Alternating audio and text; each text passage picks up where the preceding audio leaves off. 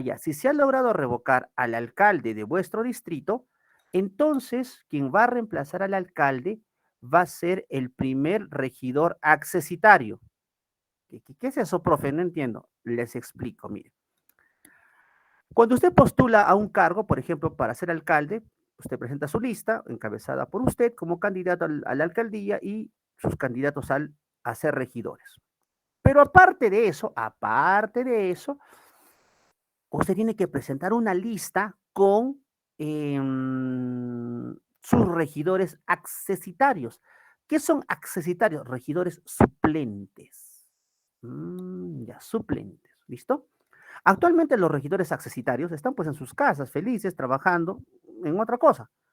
Ya, pero si se logra revocar al alcalde, entonces, ¿quién va a reemplazar al alcalde? Será este primer regidor accesitario, es decir, este primer regidor suplente, que debe ser de la misma lista del alcalde. ¿Mm? ¿Listo? Bien. Profesor, entonces, bajo ningún criterio habrá nuevas elecciones, solamente en un supuesto habrá nuevas elecciones. Podrá haber elecciones de nuevas autoridades si es que se ha logrado revocar a más de la tercera parte de los miembros del Consejo Regional o del Consejo Municipal. Repito, podrá haber una nueva elección si es que se ha logrado revocar a más de la tercera parte de los miembros del Consejo Regional o del Consejo Municipal. Y estas nuevas autoridades electas solamente, solamente estarán en el cargo por el tiempo que le falte culminar a la autoridad revocada.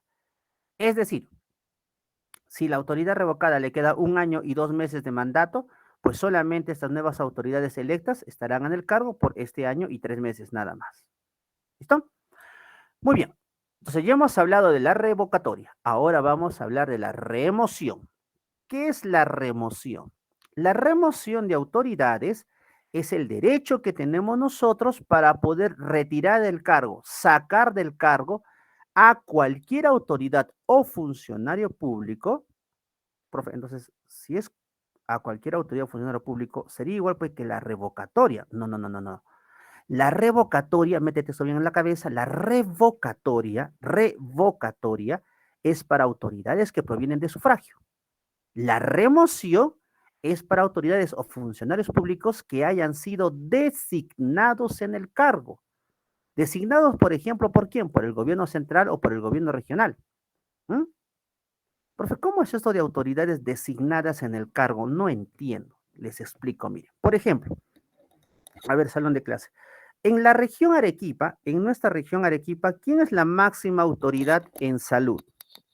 A ver, en la región Arequipa, ¿quién es la máxima autoridad en salud?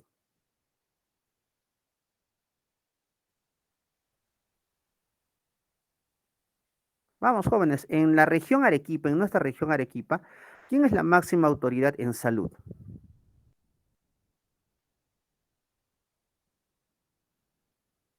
¿Nadie? A ver. Fácil, ¿no? ¿Quién es la máxima autoridad en salud en la región Arequipa? ¿Es en serio? A ver, la máxima autoridad en salud en la región Arequipa es el gerente regional de salud. Ah, el gerente regional de salud. ¿Listo? Y la máxima autoridad en educación, el gerente regional de educación. Simple. Ah, ya. Pero pregunto, ¿esas personas son autoridades? Claro, pero profe, son autoridades, correcto. ¿Y quién los ha puesto en el cargo? ¿Hemos votado nosotros por ellos? No, nadie de nosotros ha votado por ellos.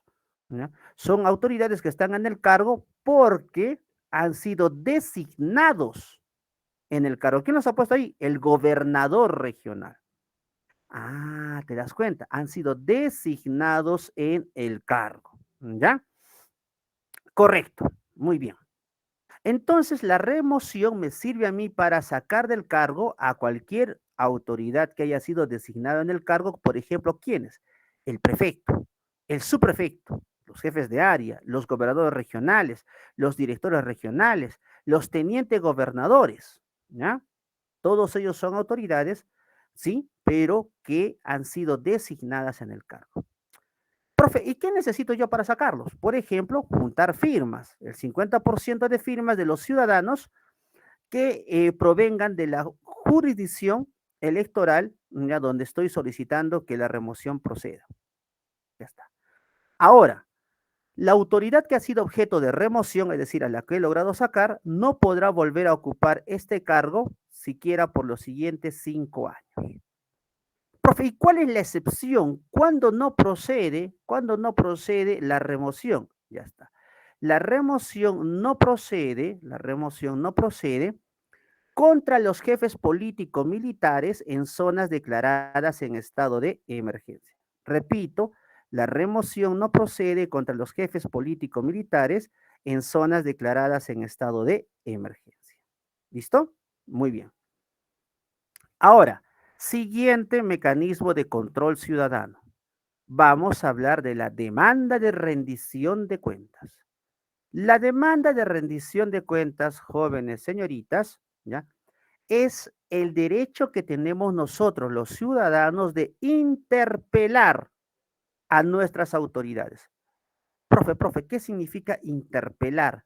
Interpelar significa, pues, cuestionar, preguntar, interrogar. Ah, ya. ¿Y a quiénes puedo interpelar, profe? O sea, ¿a quién puedo presentar una demanda de rendición de cuentas? Se puede presentar una demanda de rendición de cuentas a cualquier autoridad que pueda ser objeto de revocatoria o de remoción. Repito entonces, si una autoridad puede ser objeto de revocatoria o puede ser objeto de remoción, también puede ser objeto de una demanda de rendición de cuentas. Ya, profe, ¿y sobre qué temas pues puedo presentar esta demanda de rendición de cuentas? No entiendo, profesor. Por ejemplo, miren, yo digo, señor alcalde, ya, ¿por qué usted ya ha hecho cambios en ese proyecto? O sea, que me sustente los cambios efectuados en el proyecto o que me sustente el nivel de avance y los resultados de ese proyecto como tal. O, por ejemplo, ¿m? para preguntarle ya cuál es el nivel de cumplimiento de los compromisos que haya asumido esa autoridad. No entiendo, profesor. Por ejemplo, mire, el alcalde dijo, vamos a terminar de asfaltar estas pistas en 5 meses, ya está presupuestado, acá está, se va a gastar tanto dinero, listo. 5 meses y esas calles deben estar asfaltadas y con veredas más. Ya está. Profe, 5 meses, ya ha pasado 10 meses, profesor, y hasta ahora el alcalde no termina de asfaltar esas benditas pistas. ¿Ya? Y ni siquiera van a la mitad, profesor. Entonces preguntémonos, ¿cuánto de más se está gastando en esa obra? ¿Por qué se dijo 5 meses si el presupuesto estaba ya para 5? ¿Qué ha pasado? ¿Por qué hasta ahora, 10 meses después, sigue la obra inconclusa? O cambios, no cambios en los proyectos. En la maqueta y el proyecto estaba aprobado para para construir una vía de 4 carriles. ¿Sí? 4 carriles, es una vía grandaza, muy bonita. Y al final, a la hora de la hora, terminó siendo solo de 2 carriles. ¿Por qué se modificó? Si ya estaba el presupuesto para 4 carriles, ¿por qué se cambió para dos? O por ejemplo, cuando se utiliza el dinero o los bienes para algo distinto del fin del cual fueron obtenidas. No entiendo. Por ejemplo, el proyecto era, se tenía que mejorar los comedores populares del distrito, ponerles un mejor techito para que la lluvia no entre, ya está. Se compró el cemento, el fierro, todo para hacer eso, pero a la hora de la hora no se hizo. Y todo ese material se utilizó para construir el tercer piso en la municipalidad. O sea, ¿por qué se destinó? Si ese dinero, esos productos, todo ese material estaba destinado ya para un proyecto, la mejora de los comedores populares, ¿por qué se terminó utilizando para construir un tercer piso en la municipalidad? Que nos rinde explicaciones por qué se hace ese cambio de la noche a la mañana. Si te das cuenta, sobre todos estos temas se les puede preguntar a las autoridades, que nos rindan cuentas sobre ello. Profe, ¿y cómo se procede en este caso? Por ejemplo, se presenta una solicitud ante el Jurado Nacional de Elecciones y como siempre nosotros tenemos que presentar firmas. ¿Cuánto de firmas? El 10% de firmas de la jurisdicción a la cual pertenece esta autoridad. Y también debo de presentar un pliego interpelatorio, un pliego interpelatorio. ¿Qué es un pliego interpelatorio? Un pliego interpelatorio es un cuestionario de preguntas.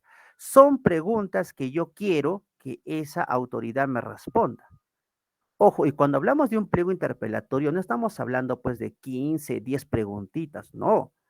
Los pliegos interpelatorios que se han visto son de 80, 70, 120, 100 preguntas, son bastantes preguntas. Ahora, entonces no significa de que solamente agarra, ¿ya?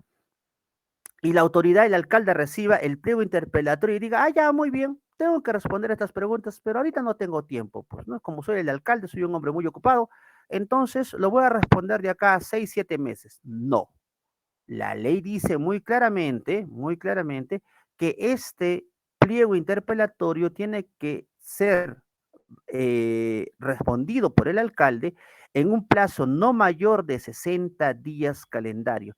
Es decir, como máximo tiene 60 días calendario para dar una respuesta clara y precisa y directa de este pliego interpelatorio. ¿Y por qué, profe, clara y precisa? Porque estamos hablando de dinero. Nunca se olviden, cuando hablamos de dinero, las cuentas tienen que ser claras. Y esta respuesta, estas respuestas al pliego interpelatorio, a esta demanda de rendición de cuentas, tienen que salir publicadas, ya tienen que salir publicadas en la página oficial de la municipalidad, para que cualquier persona que necesite y que quiera pueda ver y pueda constatar cuáles han sido las respuestas que ha dado el alcalde como tal. Muy bien, listo. Entonces, allí terminamos las demandas de rendición de, perdón, los mecanismos de control ciudadano. Nuestro Banco del CEPRUNSA también nos presenta a otros mecanismos, como por ejemplo nos presenta a nosotros el presupuesto participativo, el presupuesto participativo. ¿Qué es el presupuesto participativo? El presupuesto participativo es el derecho que tenemos nosotros, los ciudadanos, de decidir conjuntamente con nuestras autoridades en qué se va a gastar el dinero de la municipalidad. O sea, profe, me está diciendo que nosotros como ciudadanos podemos decidir en qué se va a gastar o no el dinero de la municipalidad, ¿sí? O sea, nosotros podemos decidir con ellos qué proyectos son los que se van a realizar, ¿sí? Correcto. ¿Mm? ¿Y por qué? Porque lo que se busca es evitar que muchas veces se terminen realizando obras o proyectos que en sí no estarían beneficiando a gran parte de la población. Por ejemplo, miren, un caso real, ¿ya? ¿Qué ocurrió? Mm, En en un distrito del norte del país. ¿Qué ocurrió? Este distrito del norte del país, de la noche a la mañana, comenzó a recibir bastante dinero producto del canon minero, ¿ya? Bastante dinero, canon minero, ya está. Y el regidor y el alcalde de este distrito dijeron, ¿qué hacemos? ¿Qué hacemos con tanto dinero que tenemos? ¿Qué hacemos? ¿Qué hacemos? ¿Qué hacemos? Dijeron, bueno, hagamos un estadio. Y construyeron un estadio. Tú me dirás, profe, pero ¿qué de malo pues que hayan construido un estadio? O sea, sirve para la práctica del deporte, pero profe, la juventud del distrito. Mire, este estadio tenía una capacidad para cerca de 7,000 espectadores. Y la población del distrito no llegaba ni a 6,000 habitantes. Entonces, ni siquiera metiendo a toda la población completa del estadio se llenaba. Por otro lado, este distrito tenía serias carencias. No tenía agua, no tenía luz, no tenía desagüe, no tenía pistas, no tenía veredas. Es decir, digo yo, no lo sé. Tal vez todo este dineral que se gastó construyendo este recinto deportivo hubiera servido para realizar alguna obra que pudiese mejorar la vida y la condición, ¿ya? Y la condición de los trabajadores, ¿ya? Yo creo que sí, ¿verdad? Hubiera podido servir para eso. ¿Listo? Bien. Ahora, entonces, para evitar casos como eso, que lamentablemente se siguen dando en nuestro país en muchos lugares, ¿m? Se tiene el presupuesto participativo. El presupuesto participativo busca que la población se organice, y que los dirigentes pues, de la población participen conjuntamente con las autoridades y se decida cuáles son los proyectos, ¿ya? Cuáles son los proyectos más adecuados, más necesarios e inmediatos para el distrito. Es decir, se busca una democratización de la gestión pública. Y este presupuesto participativo obviamente va a fortalecer a la gobernabilidad, a la democracia en un país. ¿Mm? Profe, está interesante esto. ¿Y cómo se lleva a cabo un presupuesto participativo? Por ejemplo, la realización del presupuesto participativo tiene fases. ¿Cuántas fases son? Son 4 fases. Ya son 4 fases. La fase 1 es de preparación, la 2 es de concertación, la 3 es de coordinación y la 4 es de formalización. ¿Listo? A ver, primero les comento, miren. Según ley, se tiene que llevar a cabo una vez al año las reuniones de presupuesto participativo. ¿Por qué? Porque en este 2023, por ejemplo, se tiene que decidir cuáles son las obras o los proyectos que se van a llevar a cabo en el 2024. Es decir, este año se tiene que hacer los presupuestos de los proyectos que se van a realizar el 2024. ¿Listo? Entonces, ¿cómo se hace la fase 1? En la fase 1 consiste en la comunicación, se comunica, se convoca, se identifica y se registra a todas las personas que pueden o que quieran participar en estas reuniones de presupuesto participativo. ¿Y quiénes pueden participar? Los diferentes representantes de las agrupaciones civiles que hayan en el distrito. ¿Cómo es esto, profesor? Por ejemplo, usted y sus vecinos se organizan ya, y nombran a su dirigente vecinal. ¿Su dirigente vecinal puede ir y participar en estas reuniones de presupuesto participativo? Sí, sí puede hacerlo. ¿Ya? Entonces, todas las organizaciones de la sociedad civil que hayan dentro del distrito pueden participar en estas reuniones de presupuesto participativo. ¿Mm? Luego llegamos a la fase 2, concertación. En la fase 2 de concertación es donde se llevan a cabo los famosos talleres de trabajo. ¿Cómo es esto de talleres de trabajo, profesor? Les explico. Miren, se reúnen en una fecha en un local de la municipalidad, por ejemplo, en el salón comunal, se reúnen el alcalde, sus regidores, sus funcionarios municipales y los diferentes representantes de las organizaciones civiles del distrito. Y más o menos será así, la reunión. Levanta la mano una señora y dice, señores vecinos, señor alcalde, me presento, yo soy tal, y yo soy la secretaria de la Liga de Vóley del Distrito, porque la Liga del Vóley del Distrito es una organización civil, ¿sí? Dice, señor alcalde, señores vecinos, en el distrito solamente tenemos 15 campos deportivos para la práctica de este deporte. De estos 15 campos deportivos, en la actualidad solamente 5 se encuentran operativos y 10 se encuentran en total estado de abandono. Es más, la señora llevó sus diapositivas para poner las fotos, pues, de cómo era la realidad y la situación en la cual se encontraban esos 10 campos deportivos más, totalmente olvidados, llenos de tierras, basuras, borrachos y demás. Dijo, señor alcalde, señores vecinos, lo que proponemos es que para el siguiente año mínimamente se ponga en funcionamiento a 3 campos deportivos más para el beneficio de la juventud y niñez del distrito. Ah, bravo, sí, listo, un buen proyecto. Luego levanta la mano otro dirigente, dice, señores, señor alcalde, señores vecinos, yo soy tal, soy el dirigente de esta zona. En esta zona, señores autoridades, no tenemos veredas, tenemos alcantarillado, ni pistas, cada vez que llueve se inundan las casas, los carros no pueden pasar. Lo que pedimos es que se asfalte estas 15 cuadras y se construya pues drenaje para que el agua discurra en temporada de lluvias y esta obra va a beneficiar a cerca de 300 familias en este sector. Ah, bravo, sí, buen proyecto y demás. Y así van haciendo uso de la palabra y mostrando pues sus necesidades. También el alcalde dice, señores vecinos, desde la municipalidad queremos combatir la delincuencia y tenemos proyectado la compra de 50 cámaras de seguridad, las cuales van a ser instaladas en diferentes puntos estratégicos del distrito y todo lo demás. Ah, o sea, así se da esa reunión, la reunión de concertación. Profe, entonces, ¿significa que todos los proyectos que se están proponiendo se van a hacer? No. ¿Y por qué no, profesor? Porque no hay el dinero suficiente para hacer todos ellos. Entonces, como ustedes ven en la imagen de la diapositiva, se juntan en grupitos, o sea, se hacen los famosos focus group. Entonces, todos los que participan en estos talleres ¿ya? Se reúnen y forman grupos de trabajo, donde se discute, se argumenta, se polemiza y finalmente allí se decide cuáles de todos estos proyectos presentados son los más necesarios e inmediatos para la población.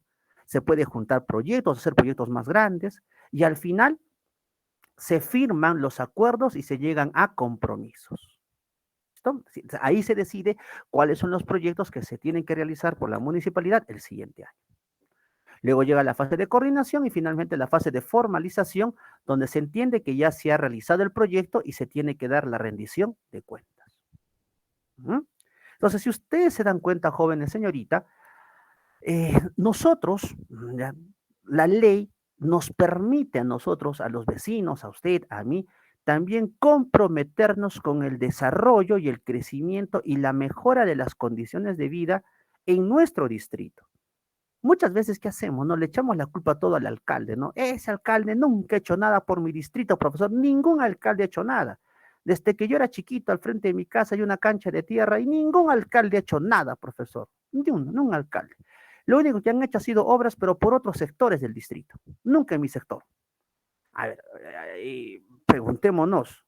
Nosotros como vecinos nos hemos organizado en nuestro sector, en nuestro barrio, hemos elegido a nuestros dirigentes vecinales, los hemos enviado a estas reuniones de presupuesto participativo. No, profesor, no. Mm, Tal vez en el otro sector, donde sí se ha hecho obras, sea porque esos vecinos sí se han organizado y se han enviado pues a sus dirigentes vecinales a estas reuniones de presupuesto participativo. Jóvenes, con esto les quiero decir que el crecimiento de un distrito también depende de nosotros. No es solamente echarle la culpa al alcalde, ese alcalde nunca ha hecho nada, no, preguntémonos nosotros si como vecinos hemos hecho lo necesario para que se mejoren las condiciones de vida de nosotros mismos. Porque la ley está allí, la ley nos faculta, la ley nos permite. ¿Mm? Yo tengo ahí como puedo hacer una demanda de rendición de cuentas, puedo hacer una revocatoria, tengo derecho al presupuesto participativo, pero falta que nos organicemos como sociedad. Es que a veces hay un desinterés muy fuerte por parte de la población. Les comento, ¿no? Con esto termino este caso. Hace algunos años atrás, cuando todavía era practicante en una municipalidad, apoyamos a la realización de un presupuesto participativo, ¿no? En calidad de practicante. Entonces, organizamos durante todo 2 meses antes, llamamos a diferentes asociaciones del distrito, ¿no? Nos comunicamos con dirigentes, vecinales y demás, y los invitamos para que puedan venir a las reuniones de presupuesto participativo. Esperamos a recibir, no les miento, a cerca de 60 y pico personas, de los cuales más de 30 eran dirigentes vecinales. ¿Saben cuántos vinieron al final? 6 dirigentes vecinales, 6 de los más de 30 que pensábamos recibir. Y de esos 6, 4 llegaron tarde, casi al final. Solamente 2 estuvieron en todas las reuniones. Entonces, eso nos demuestra que lamentablemente a nosotros como ciudadanos, poco o casi nada nos interesa pues realizar o hacer acciones que permitan la mejora de las condiciones de vida de nuestros vecinos y de nosotros mismos. Bien, continuemos. Y luego vamos a hablar de la consulta previa. ¿Qué es la consulta previa? La consulta previa no es más que el diálogo que debería y que tiene que haber entre el Estado y los pueblos indígenas. Este derecho a la consulta previa, tiene su propia ley, la ley 29785, la ley del derecho a la consulta previa de los pueblos indígenas u originarios. Este derecho a la consulta previa no es más que buscar que los problemas que puedan ocurrir en nuestro país se solucionen preguntándole a la población si quiere o no quiere algo. ¿Mm? Por ejemplo, mire, en nuestra región Arequipa nosotros tenemos un problema latente que es en el sector de Valle de Tambo, donde hay un proyecto minero, Tía María y La Tapada, y la población, gran parte de la población de Tambo no está a favor de ello, ¿no? Entonces, lo más dable para este caso podría ser que se lleve a cabo una consulta previa, ¿no? Que se les pregunte a la población del Valle de Tambo si ellos quieren o no quieren esto. Sería una forma, pues, de solucionar este asunto, ¿verdad? ¿Verdadero o falso? A ver si están atentas y atentos. ¿Verdadero o falso? ¿Sería conveniente que se lleve a cabo una consulta previa para solucionar este problema que ocurre en el Valle de Tambo? Vamos, chicos, es fácil. ¿Verdadero o falso?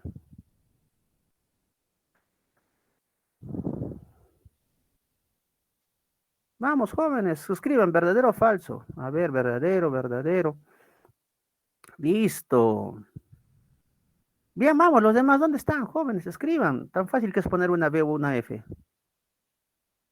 Listo, muy mal. ¿Cómo muy mal, profesor? Nuevamente les digo, jóvenes, señoritas, tienen que leer bien, leer bien. Lean la diapositiva, hasta con mayúscula lo he puesto. A ver, vuelvan a leer el título de la ley. A ver, vuelvan a leer. ¿Qué dice? Ley del derecho, la ley 29785. Ley del derecho a la consulta previa a los pueblos. ¿Qué dice? En mayúscula, ¿qué dice ahí? Indígenas u originarios. Indígenas u originarios. Pregunto, ¿este sector del Valle de Tambo ya tiene esta denominación de pueblo indígena? Ah, no, profesor, no, no tiene, ¿no? Entonces, ¿no se puede aplicar la consulta previa? No, pues. Pero, profesor, ¿quién decide, pues, quién es un pueblo indígena? O sea, no entiendo, profe. A ver, los pueblos indígenas reconocidos están en la base de datos del Ministerio de Cultura. Ya, profe, pero ¿qué tiene que tener, pues, un pueblo para que tenga esta denominación especial de indígena, profe? Ah, tiene que haber dos criterios, dos criterios. Un elemento objetivo y un elemento subjetivo. Elemento objetivo. Estas personas tienen que descender de las poblaciones que originalmente hayan habitado el país al momento de la conquista, de la colonización o cuando se establecieron las actuales fronteras. Es decir, que presenten estilos de vida tradicionales, una cultura y una manera de vivir distinto a la de otros sectores. Y, segundo elemento, subjetivo, lo más importante, y que tengan una conciencia de pertenecer a un colectivo distinto, lo que en antropología se conoce como la autoidentificación como indígenas. Ah, ¿te das cuenta? Bien. Entonces, profe, ¿y qué temas pueden ser sometidos y deben ser sometidos a consulta previa? Por ejemplo, cualquier emisión de leyes u ordenanzas que pueda afectarlos a ellos directamente. También, por ejemplo, cualquier proyecto de explotación de recursos naturales que involucre su territorio. También, por ejemplo, cuando se quiera construir obras de infraestructura que podría cambiar su modo de vida. De igual manera, la elaboración o el desarrollo de cualquier acción que afecte su existencia física, su identidad cultural o su calidad de vida o su desarrollo. Todos estos temas tienen que ser obligatoriamente sometidos a consulta previa.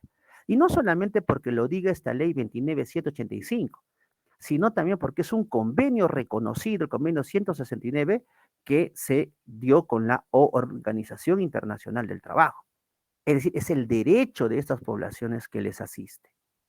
Por ejemplo, cuando ustedes estudien gobiernos y hablen sobre el segundo gobierno de Alan García, van a tratar obviamente sobre el baguazo, ¿verdad? Ah, sí, profe, el baguazo, correcto.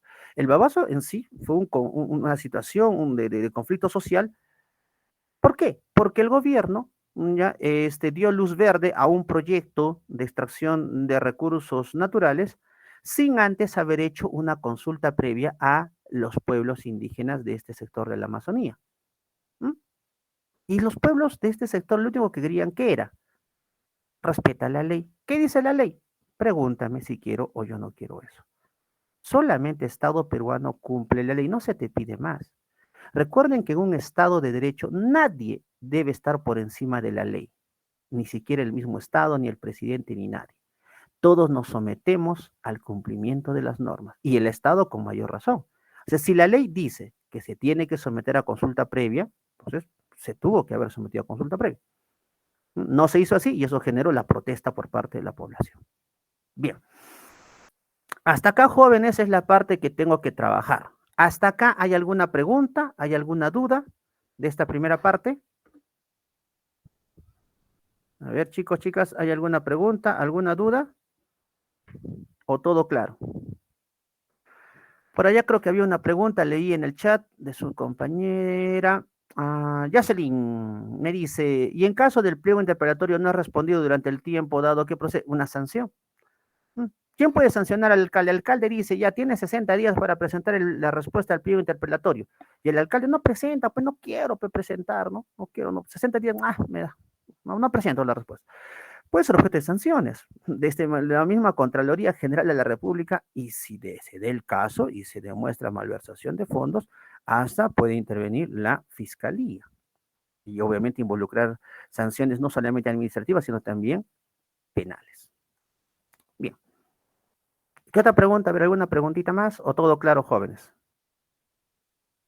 ¿Todo claro, hijos, hijas? ¿O alguna duda por allí? Jóvenes, señoritas, ¿todo claro? Ya está, muy bien. Como todo está claro, pues resolvamos algunas preguntas de la práctica. Chian, chan, chan, chian. Preguntas de la práctica. Listo. ¿Qué nos dice la primera pregunta de la práctica? Joaquín, como dirigente social, está convencido de que el alcalde viene evidenciando actos de corrupción e ineficiencia en el ejercicio del cargo para el cual fue elegido.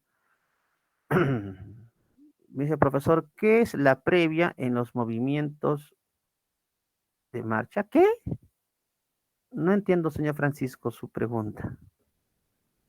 ¿Qué es la previa en los movimientos de marcha? No entiendo muy bien su pregunta, disculpe mi ignorancia. Tal vez yo no entiendo un poquito más claro o alguien que me ayude a entender la pregunta de su compañero. No entendí un poquito. A ver. Señor Francisco. Puede utilizar también su micro, señor Francisco, ¿no? Tal vez para explicarme un poco su pregunta o la duda que usted tiene. Porque no entiendo muy bien su pregunta.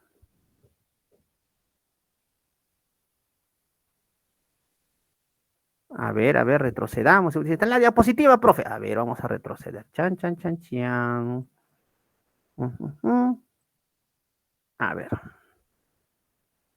¿Dónde dice? A ver, a ver, a ver. ¿Allí o más atrasito?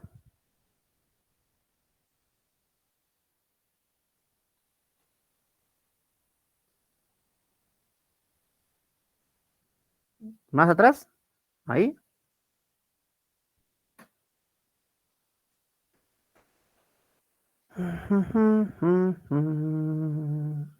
¿Allí?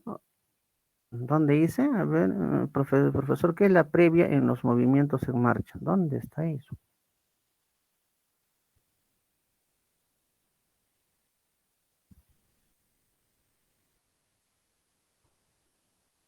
A ver, ¿logran leer?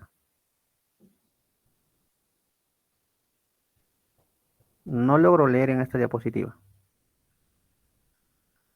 Previa en los movimientos en marcha. En el letrero, Dios mío, estos chicos. Queremos la consulta previa. No. ¿En el letrero? ¿En cuál letrero? ¿En la imagen? No logro entender, joven, su pregunta. Va a disculpar. No, no, no. Discúlpeme. No logro entender. Tal vez un poquito más claro. No lo entiendo. A ver, Rebeca me dice. Pero aquí sí no hay consulta previa. Queremos la consulta previa.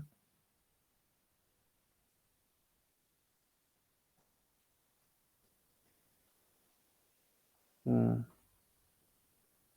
mm, a ver, consulta previa. No logro entender. Explíquenme un poquito más. No me dicen en el letrero, en el dibujo. No entiendo. ¿Alguien puede utilizar su micro y hablar, profesor? Ya, no entendí. Rebeca me dice, profesor, una queja dirigida al alcalde o al gobierno, ¿en qué tipo de documento debe ir? ¿Una solicitud? Sí, una solicitud o una carta.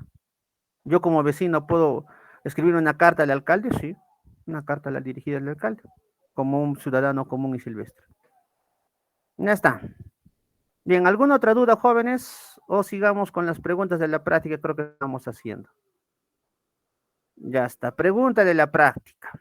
Dice, Joaquín como dirigente social está convencido de que el alcalde viene evidenciando actos de corrupción e ineficiencia en el ejercicio del cargo para el cual fue elegido.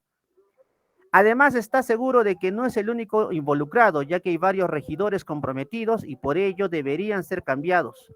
¿Qué mecanismos de control ciudadano se podría solicitar en este caso? A ver.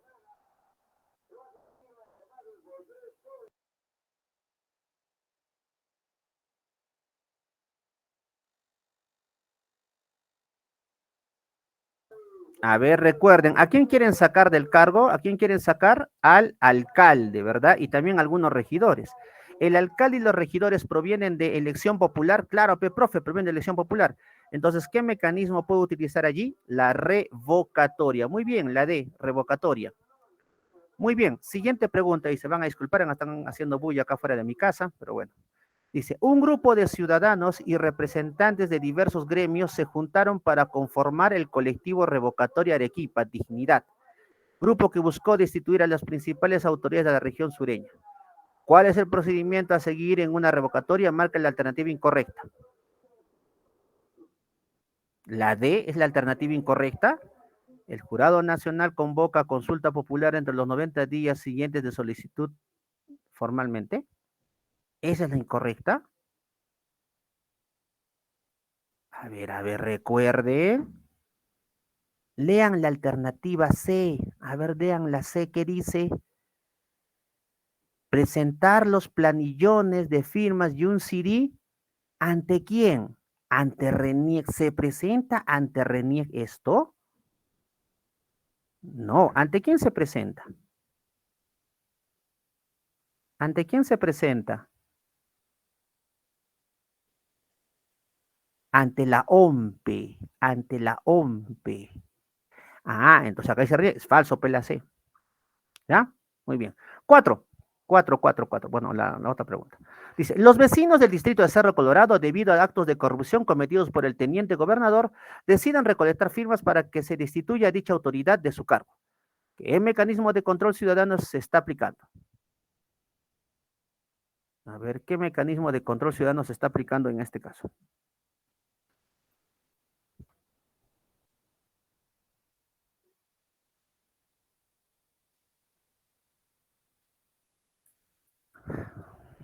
A ver, jóvenes, otra vez les voy a decir, hijos de mi corazón, por favor, ¿cómo van a decirme revocatoria? Chicos, chicas, escuchen por favor. ¿A quién quieren sacar en la municipalidad de Cerro Colorado? ¿A quién? Al teniente gobernador. Pregunto yo, ¿alguna vez has escuchado que alguien haga propaganda, ya, campaña para ser elegido como teniente gobernador? No, el teniente gobernador es una autoridad, sí, pero es una autoridad que no proviene de sufragio. ¿Quiénes provienen de sufragio? Ya les he dicho, el gobernador regional, el vicegobernador regional y los consejeros regionales. En las municipalidades, alcalde y regidores. Acá, ¿qué te dice? Teniente gobernador.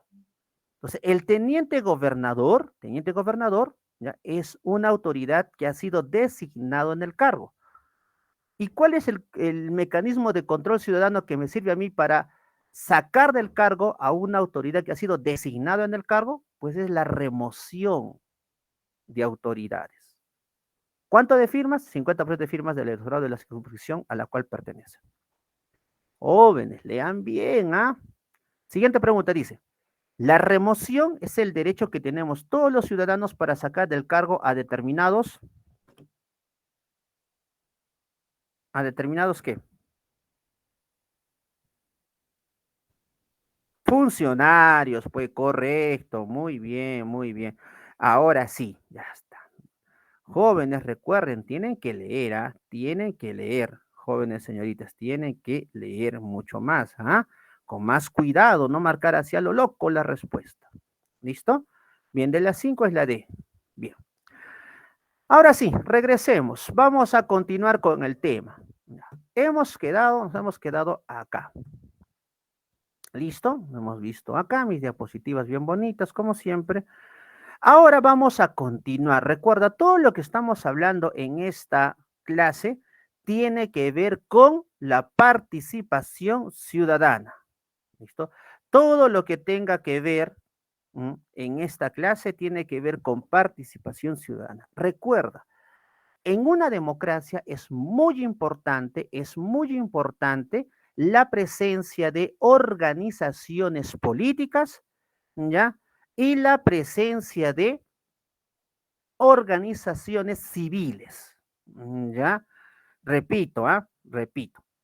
en una democracia, en una sociedad, es muy importante que existan organizaciones políticas y organizaciones civiles.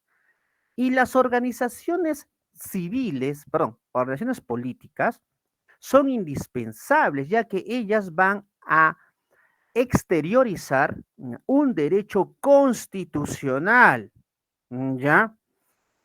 ¿Cómo que un derecho constitucional?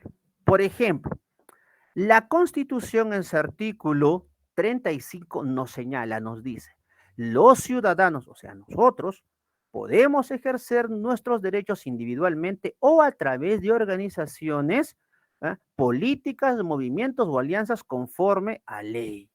¿Ya? Ahora, profesor, ¿y cómo yo sé cuántos partidos políticos hay en el Perú? ¿Quiénes pueden participar o no en las elecciones? ¿Cómo es eso, profesor? Por eso existe el famoso ROP.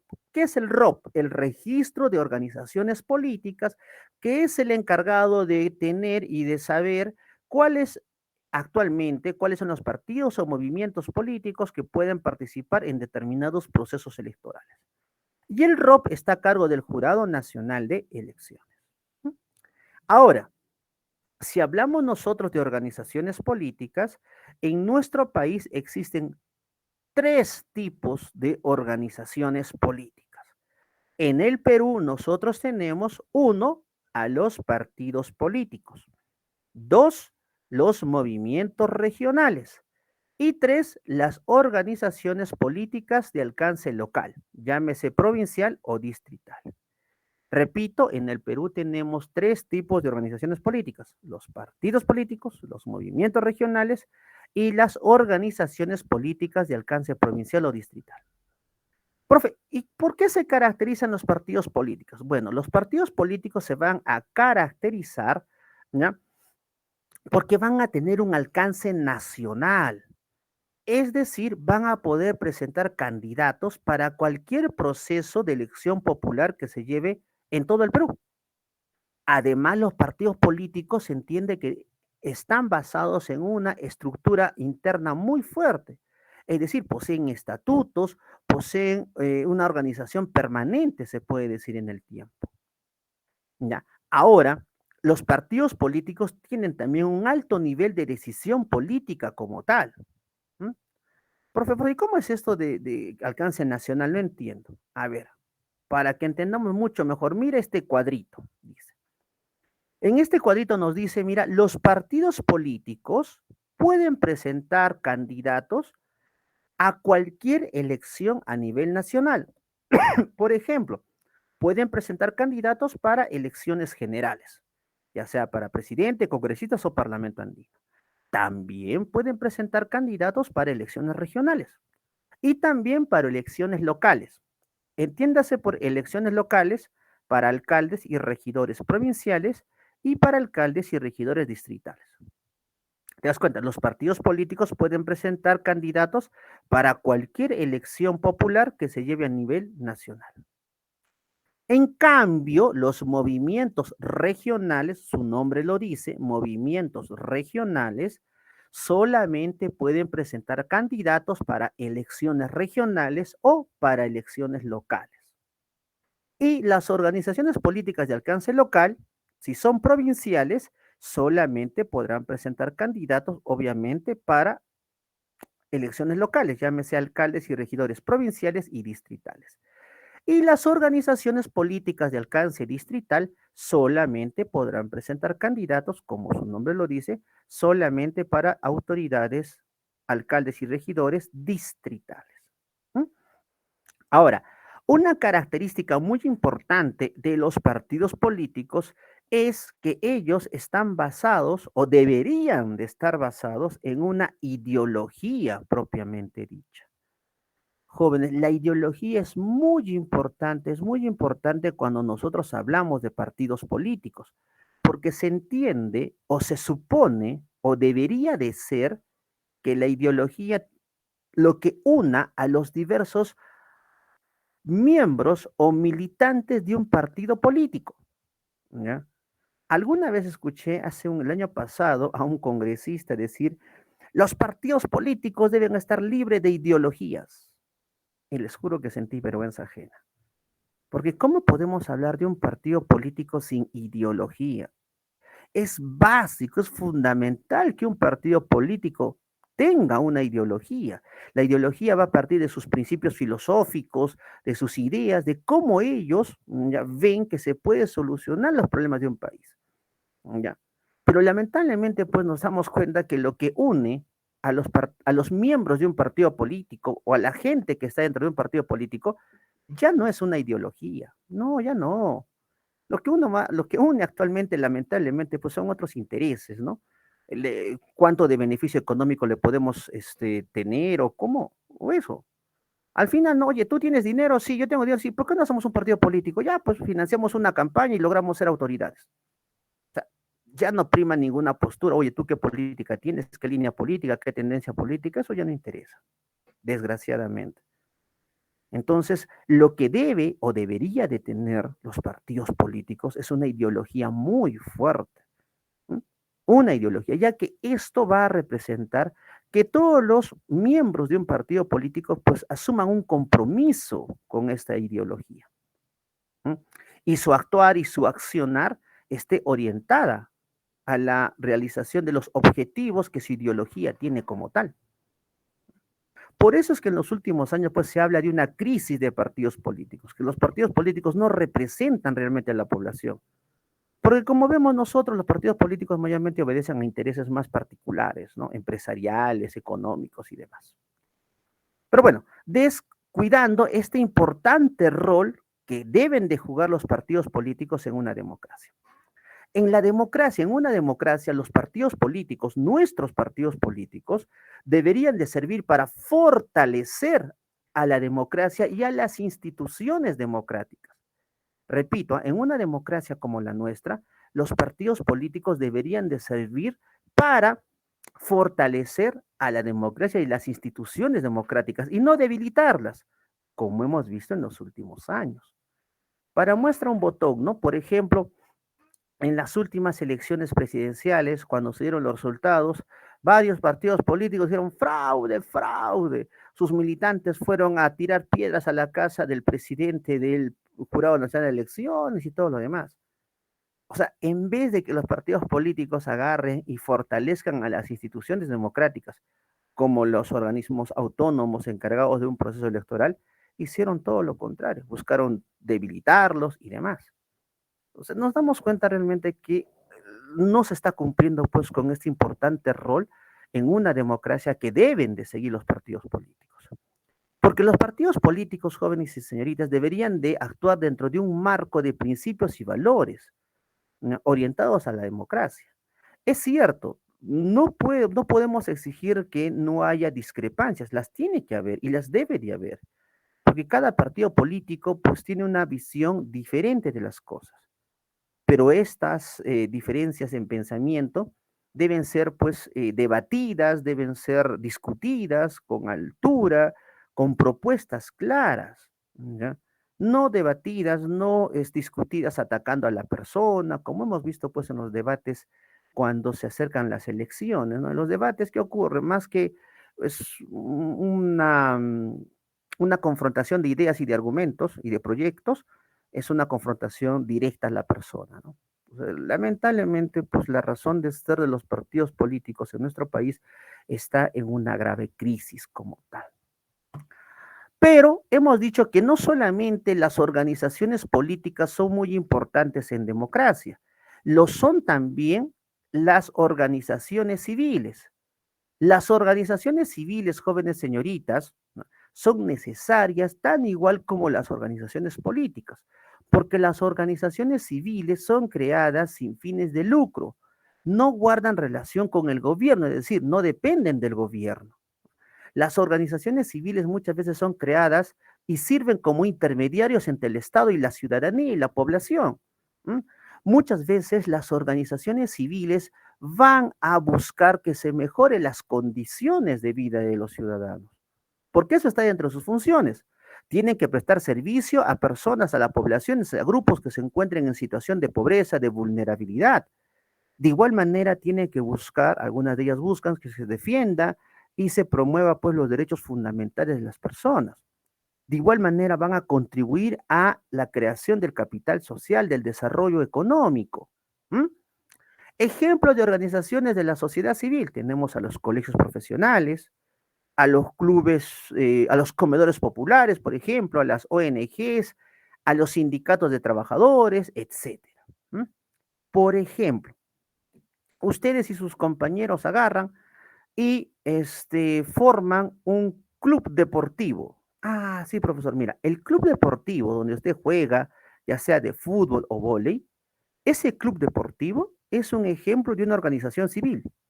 En serio, profe, claro, es un tipo de organización civil con fines recreativos. Ah, entonces usted forma parte de una organización de la sociedad civil, un club deportivo. Profe, yo bailo los sábados en la tarde, profesor, yo voy a practicar, me gusta bailar, profe, los caporales, la saya, profe, ya, bueno, todo ello. No hay problema. Ese grupo donde usted va, ese grupo de danza, es también un ejemplo de una organización de la sociedad civil. En serio, sí. ¿No? Es una organización civil con fines culturales, porque la danza es cultura. Mm.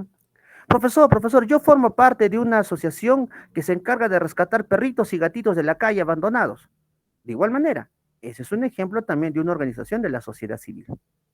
¿Se dan cuenta? Nosotros, ciudadanos, usted, yo, tenemos el derecho de formar parte de cualquier organización de la sociedad civil que nosotros así lo consideremos.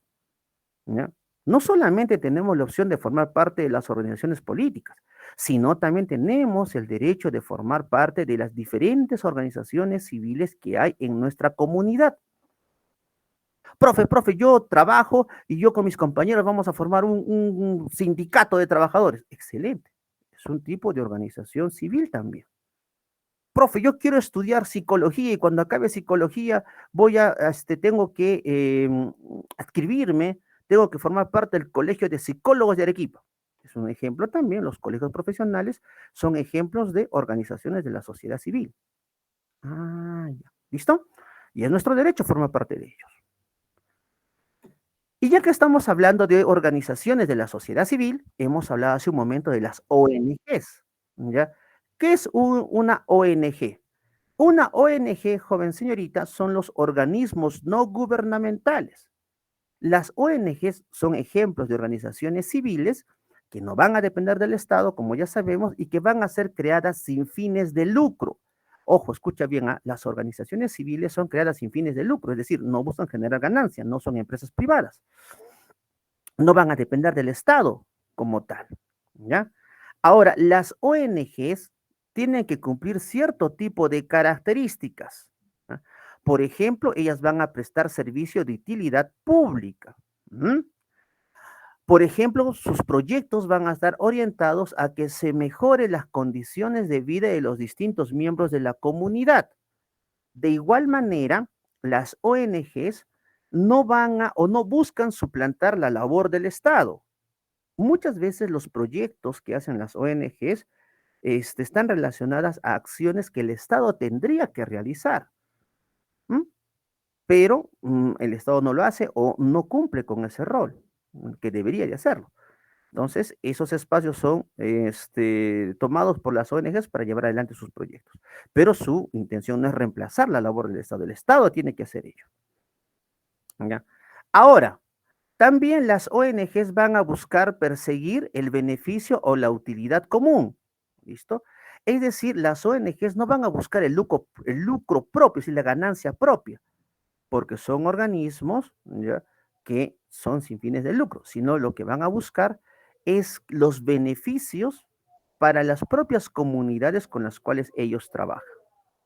Y finalmente, las ONGs van a promover la participación y la autogestión. Una ONG no busca que las comunidades beneficiadas con sus proyectos se conviertan en dependientes de estas ayudas que puedan darle las ONGs. Muy por el contrario, su objetivo principal es fomentar la participación y la autogestión, ¿ya?, de las poblaciones como motores de su propio desarrollo. ¿No? Bien,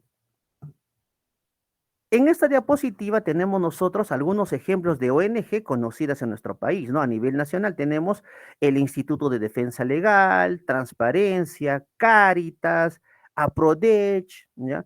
Algunas ONGs también que realizan trabajos en Arequipa, tenemos a ONG El Taller, ONG Labor. Una ONG muy conocida, por ejemplo, es Radio Yarabí. Radio Yarabí, como tal, no es una empresa privada. Radio Yarabí pertenece a una ONG. Ah, en serio, sí. También tenemos algunas ONGs muy conocidas en el mundo, ¿no? Como WWF, Médicos Sin Fronteras, que muchos conocen, Amnistía Internacional, Greenpeace, que es una ONG que se encarga principalmente de temas medioambientales, CARE Internacional, etcétera. ¿Mm? Y ya que estamos hablando de ONGs, hay ONGs internacionales que se van a encargar específicamente de proteger los derechos humanos, como por ejemplo Amnistía Internacional, que se centra en especial en proteger la vida de aquellas personas que han sufrido abusos, juicios injustos, detenciones arbitrarias, violaciones y demás. Luego tenemos Transparencia Internacional, que es una ONG que se centra principalmente en luchar contra la corrupción. ¿Mm? Y también tenemos al Consejo de Derechos Humanos de las Naciones Unidas.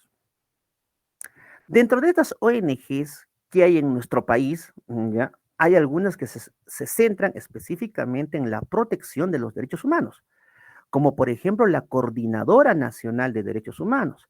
La Coordinadora Nacional de Derechos Humanos reúne a muchas organizaciones que se encargan de proteger los derechos fundamentales de la persona, como Amnistía Internacional, Asociación Pro Derechos Humanos, Instituto de Defensa Legal, Asociación de Familiares de Desaparecidos y Víctimas de Genocidio. O, por ejemplo, tenemos a la Asociación Civil Transparencia, Instituto Peruano de Educación, de Derechos Humanos y la Paz, etcétera. ¿Y por qué hablamos de estas? Porque estos ONG, estos organismos han tenido y tienen actualmente una labor muy importante en esta situación de protestas que se está dando en nuestro país. Hemos visto ante la situación de detenidos por las fuerzas policiales o de injustamente detenidos en algunos casos, pues son los miembros y los abogados que pertenecen a estos organismos quienes están prestando su ayuda y su apoyo para buscar que se respeten los derechos fundamentales de estas personas. Y también tenemos pues un organismo gubernamental, ¿no? Que es la Defensoría del Pueblo, pero sobre el cual vamos a hablar nosotros ya en un tema mucho más adelante, que es de los organismos autónomos. Bien, hasta acá, jóvenes, ¿alguna preguntita, alguna duda de esta segunda parte o todo claro? Jóvenes, hasta acá, ¿alguna preguntita, alguna duda o todo claro? A ver, jóvenes, ¿alguna preguntita, alguna duda o todo claro? ¿Todo claro? Sí, ya está. Entonces, como está todo claro, yo les voy a preguntar. Hace un ratito hemos hablado de las ONGs. Listo, ONG. Pregunta al salón de clase, ¿y de dónde saca financiamiento o de dónde saca dinero las ONGs para hacer sus proyectos? A ver, ¿de dónde saca dinero las ONGs para realizar sus proyectos? ¿Mm? A ver, nadie me ha preguntado eso. Ya hemos visto que las ONGs elaboran proyectos, profesor, ya. ¿Y de dónde sacan ese dinero? Vamos, jóvenes. No pueden sacar de fondos públicos. Recuerden que no pertenecen al Estado, son organismos autónomos. Dice, organismos no gubernamentales, no forman parte del gobierno. ¿Mm? Me dicen aportaciones de sí mismos, ya, donaciones, ¿ya? Aportes de empresas privadas, correcto, donaciones y también de fondos concursales. ¿Cómo es esto de fondos concursales, profesor? Por ejemplo, ¿ya? Existen instituciones a nivel nacional o internacional que destinan dinero para la realización de proyectos que busquen beneficiar a las personas más necesitadas. Por ejemplo, gracias, señor monitor. Por ejemplo, ¿ya? El Banco Interamericano de Desarrollo. El Banco Interamericano de Desarrollo dice, muy bien, nosotros tenemos dinero para financiar un proyecto, pero este proyecto tiene que buscar que se mejoren las condiciones de vida de los niños en situación de pobreza. Entonces, todas las ONGs que hay en el Perú o en otros países postulan, o sea, presentan sus proyectos al Banco Interamericano de Desarrollo. Y el Banco Interamericano de Desarrollo escoge a los mejores proyectos y los financia. Ah, ya, ya. Pero no solamente son organismos internacionales, sino también organismos nacionales, como por ejemplo la Fundación Bacus. La Fundación Bacus aquí en el Perú también destina dinero para la realización de proyectos. Entonces dice, a ver, vamos a financiar un proyecto que hable sobre la disminución o la lucha contra la violencia familiar. Entonces, todas las ONGs que tienen proyectos que hablen sobre o que traten o que busquen solucionar ese problema se presentan al concurso. Presentan sus proyectos y finalmente esta Fundación Bacus elegirá a uno o dos ganadores y va a financiar estos proyectos. Entonces, ¿de dónde reciben dinero las ONGs? Uno, de donaciones internacionales y dos, de fondos concursales. Listo. Y como no hay ninguna pregunta, pues avancemos con preguntitas de la práctica. Acá está, preguntita de la práctica. Dice, el cambiante panorama político en el Perú dinamiza el movimiento de las agrupaciones políticas para las próximas elecciones. Uno de los reportes últimos, emitido el 29 de diciembre de 2022, expresa que 12 partidos políticos cuentan actualmente con una inscripción vigente y estarían expeditos para participar en el futuro proceso electoral. La institución que emitió el informe fue, a ver, ¿cuál fue la institución que emitió ese informe?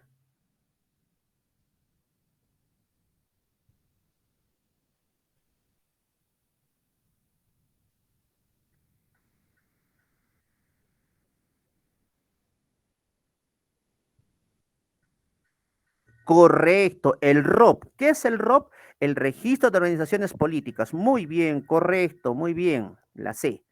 Siguiente pregunta dice, las organizaciones políticas son agrupaciones de personas con fines políticos que se asocian con la intención de dirigir un país, región o localidad. ¿A qué tipo pertenecen las agrupaciones políticas que participaron en las elecciones regionales y municipales del 2022 en nuestra ciudad?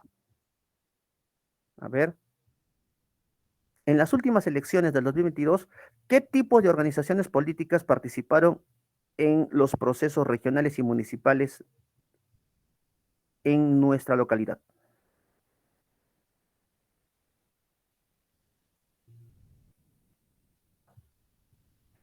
A ver, ¿alguien?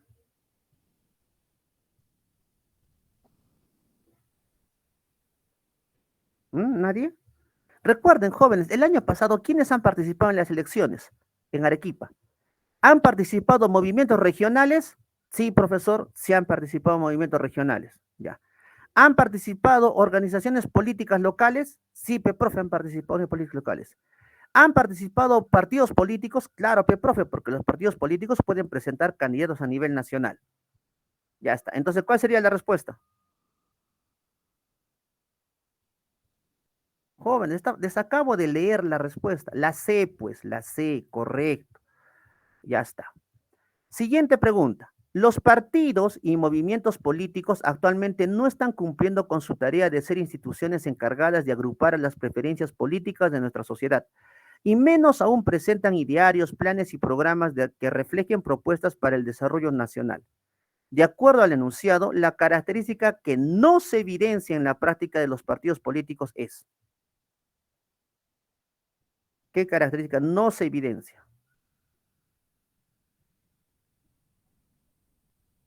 A ver, yo les he hablado todavía de esa característica que no se presenta.